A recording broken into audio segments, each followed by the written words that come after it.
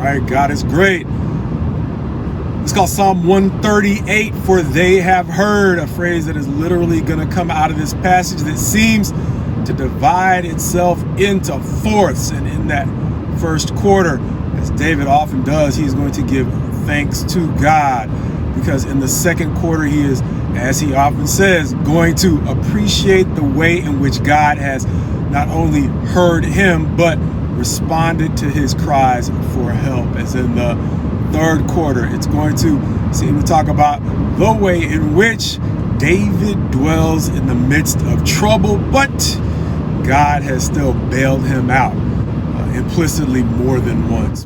And in the fourth quarter, it seems that David is going to recognize that even in the midst of his doubts, that he is confident God will fulfill his purpose for him, helping me to see that consistent theme, that concept of they have heard. You see, because if David is going to find the level of contentment and peace that he seems to have even in the midst of uncertainty, it's going to require him to be willing to hear or be receptive to understanding what God's purpose is for him. Not, as we talked about before, creating a set of expectations or ambitions that go beyond God's purpose for him.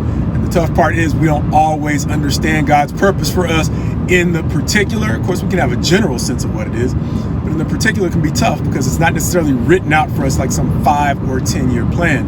And so it seems to require a certain level of persistence in seeking to understand who God is and what he wants from us, reminding me of the New Testament passage that says the one who comes to God must believe that he is, and that he is a rewarder of those who, the New King James Version says, those who diligently seek him. And it seems that that principle is one that helps David find a sense of, once again, calm in the midst of all his troubles. But the reason why he finds himself in good company is one of the things that eventually caught my attention is he's going to talk about a group of kings. He's going to essentially say at a certain point, all the kings of the earth are going to likewise respond favorably to the things they hear from God, which was kind of a shock because a lot of the Bible is devoted to the ways in which we can sometimes refuse to listen to God absent some catastrophe or great demonstration of his power. But that's not what David's emphasizing here. And so both in David and the kings that he's referring to in this psalm, the cool thing is they have reached the point in their life when they are simply willing to respond to God based almost exclusively, it seems to be on what they are hearing and not some form of threat to their livelihood or their safety, which is completely consistent, understanding that the beginning of the psalm thanks God for the way that he has heard David. And so once again, in David's psalms, there's this concept of consistency. If he is going to appreciate the way that God has heard him, he is talking about the ways in which he finds joy in likewise listening to God, this time to have a better understanding of his purpose so that he can have more stability in his times of doubt. Reminding me of 2 other New Testament passages. One in which Jesus went to a town in Samaria, and in passing through, he met a woman at a well. And one of the things that he noticed beyond the woman is that when she told the town nearby, or the town where that well was, about Jesus, all they had to do was hear about the things that he had done in order to be persuaded that he was the Christ.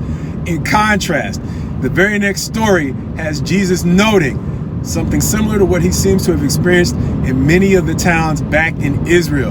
And that is, even in the presence of miracles, there were many who were still unwilling to believe. Stated another way, even in the midst of a demonstration of his power, people were often unwilling to believe the truth in what he was telling them. And that story of the Samaritan town likewise reminded me of Jesus' statement to Thomas after Jesus' resurrection. Thomas doubted, quite possibly and even understandably, being hurt at all of the things he had begun to believe about the Christ, now seeming to come to nothing. He said that he would not believe unless he actually saw the nail prints in his hands and feet. And so Jesus actually gave him the chance to see some of the marks, or the wounds left by those nails. But he commented, you have believed because you have seen. However, blessed are those who have believed even though they have not seen. And so likewise, that reminded me of this psalm in which David, finding himself in a time, or quite possibly looking forward to a time when kings, even those in positions of authority, would believe God simply on the basis of the truth that he spoke. Which is why we sometimes say, my prayer for you is my prayer for me. May God guide us into being the kinds of hearers that are able to respond to him appropriately, simply based upon the truth that he speaks.